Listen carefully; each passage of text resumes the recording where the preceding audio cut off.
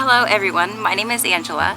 So today I wanted to talk to those of you who got accepted into nursing school as a high school senior and what I recommend to do for your next steps. So right before you start your freshman year, I recommend getting hired at a local hospital to work as a medical technician or taking a National Registry Emergency Medical Technician course. So I'm going to talk about these two things for a little bit. First, working as a medical technician or an aide or CNA in your local hospital is great because it doesn't require any money down initially at all, and the course is usually a couple weeks and they'll pay you for the on-the-job training. The only hard thing is depending on the city that you're located in, it might be hard to get a job because you have no medical experience, and for them to want to pay and train you might be the only hard part. But if you can't get into that, I would also recommend working as an emergency medical technician. And the way that you work as an EMT is you take a course, and this is something that could be done in the summer before starting nursing school. The only con to this is that it does require some money down. It's usually like $500 to $1,000, but you're definitely going to get your investment back when you start working as an emergency medical technician on an ambulance, and you're making more than the $7 that your friends are making right off the bat starting nursing school. So why do you want to work as a medical technician in a hospital, and what does this do for you in nursing school?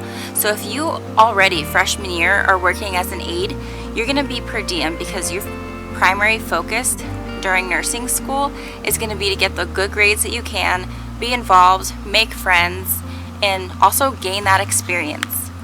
If you work in a hospital for 4 years as an aide or a CNA, you have that experience of knowing and networking. So you're going to know the nurses, you're going to know other aides, and you're going to also know the physicians and other subspecialties that work in the hospital. If you can get hired into different hospitals that pique your interest and work part-time or per diem in both of those, that will really be beneficial because you'll know exactly where you'll want to work and what kind of environment that you're going to want to be in. Are these the people that are going to promote your growth? What about the benefits of the company? You're really going to have the insides. So if you can get your foot into both doors, it's really going to set you up for success when you graduate and you're applying to many different facilities and many different floors, because you're already going to know hiring managers, you're going to know coworkers, you're going to have letters of recommendations already. Not only are you going to set yourself up for success for when you graduate, but during nursing school, you're going to have a much easier time because you're not learning the simple basics. You're able to focus on the importance of nursing and really not just knowing it, but knowing it to a deeper extent. It's hard to explain what I mean, but I worked as a nursing assistant and I worked as an EMT during my nursing school. And in class, I found things to come much easier. I wasn't questioning, well, what does this mean? Well, how often would you do this? Why would you call the doctor? When would you do this? How does this work? Because you already know the flow of the hospital. You really just have a leg up in nursing school. When you do get to those nursing courses, things will start to connect. You'll say, I've seen that before. Now I understand why they did this, why the patient presented like this. Although working in a hospital is great, if you had to choose one or the other, I would pick working as an EMT on the ambulance, because working as an EMT is a nationally registered certification that you acquire, so you can work anywhere in the United States with that certification. Whereas if you worked at your local hospital as a CNA, if you weren't certified, if you were just a nursing assistant and you took a 2-week course, that doesn't translate to every hospital. But having that certification shows that you're able to take a standardized test. And having the background of working on an ambulance shows that you're able to provide care as an independent practitioner. So they know that there's just you and one other person, and you guys are the only ones providing medical care, and sometimes it's life-sustaining care. I started first working on the ambulance as an EMT. I would recommend, first and foremost, make sure you pass your courses throughout your 4 years of nursing school. When you can and when you're able to work on the weekends and over winter break, and definitely summer. My summers, full-time and overtime, were spent working on the ambulance.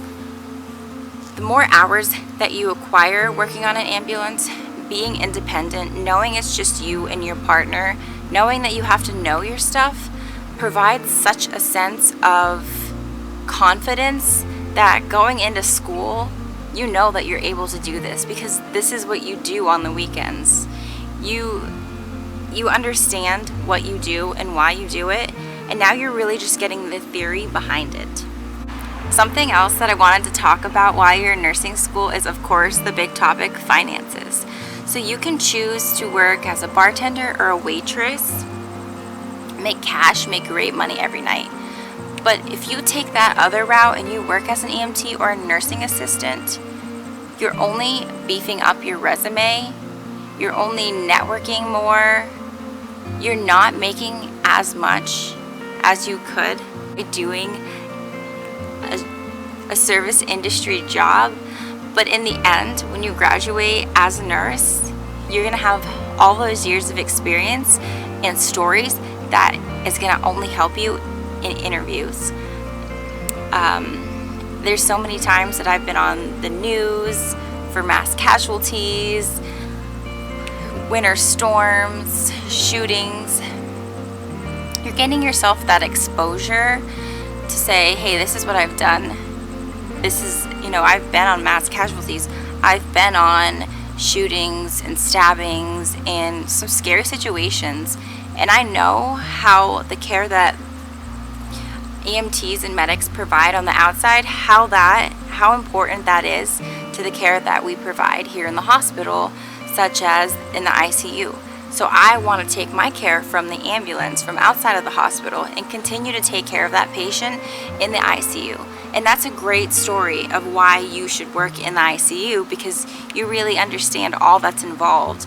And if you also worked as a nursing assistant, you can say, I've seen the side of nurses and what they do here, and this is where I know that I want to be.